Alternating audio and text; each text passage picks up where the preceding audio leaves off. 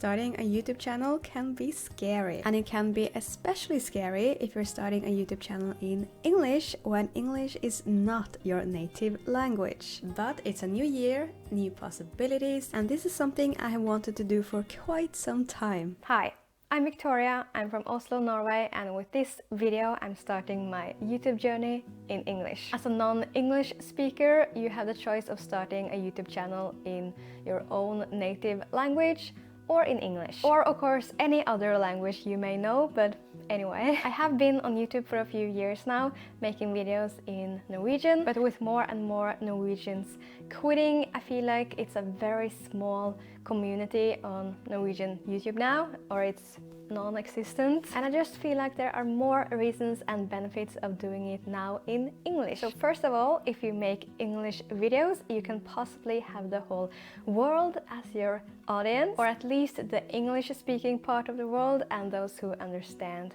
English. So you basically have a massive reach and possibilities to grow your YouTube channel fast, if you make the right videos, of course. Now, I'm not expecting the whole world to watch my videos, but I want to be able to connect with more people than just Norwegian. As I mentioned, the Norwegian YouTube community is very small, which is only natural as we are a very small country. We are about 5.4 million people living here, and since Norwegian is not spoken in any other country, there are about 5.4 million people speaking Norwegian. And even though it feels a bit crowded here in Oslo sometimes, 5.4 million people is not a lot, but yeah, you get the picture. I have some fears when it comes to starting an English YouTube channel, and the biggest is of course actually speaking the language. I fear that I'm going to sound dumb because I don't speak it perfectly, or that people may not understand me,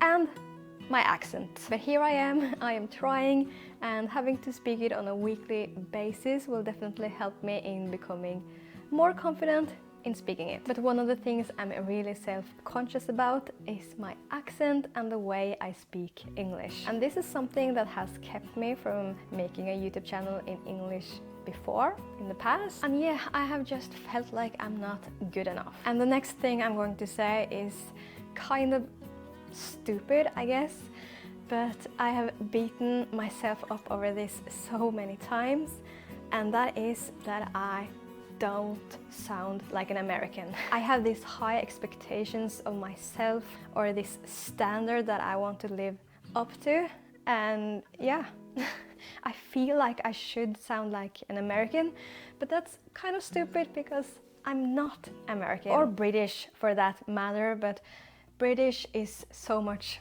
harder to speak, so I feel like most Norwegian tend to lean towards the American accent. So I have kind of finally come to the realization that I shouldn't judge myself because I don't sound American, because I'm not American, so why should it matter, you know? And I think these feelings are kind of due to other Norwegians, because we have a tendency to judge each other very harshly on the way that we speak English, and we make fun of each other for having a Norwegian accent. But I watch a lot of YouTube, and I figured that I don't ever make fun of anyone for speaking English when it's not their first language, and I watch English YouTube videos from like everyone, even though they're not speaking English perfectly. So I think maybe fellow Norwegians mostly are the problem, but like,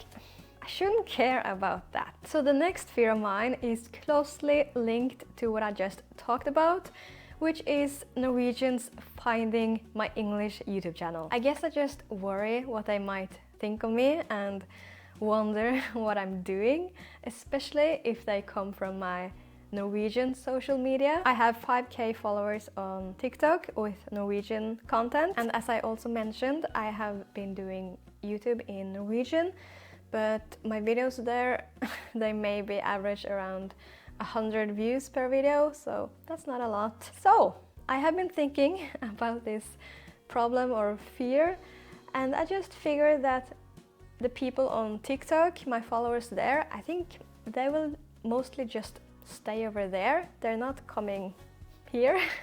Most of them don't even watch my Norwegian YouTube videos, so like, why should I care? And I also feel like there are not many people that care about my Norwegian YouTube videos either, and maybe that sounds depressing, but to me it's actually kind of liberating, because that means that I can do whatever I want. And now you may ask, well, what about your friends and family? Aren't you scared of what they will think? And that's a very good question actually, but I feel like, one, they are supportive and they love me, and I'm not really scared of what they think, because also, two, they are very used to me doing like things like these. Like, I have kind of always done similar stuff. I always try new things, so I don't think that they are surprised anymore. They just let me be me and just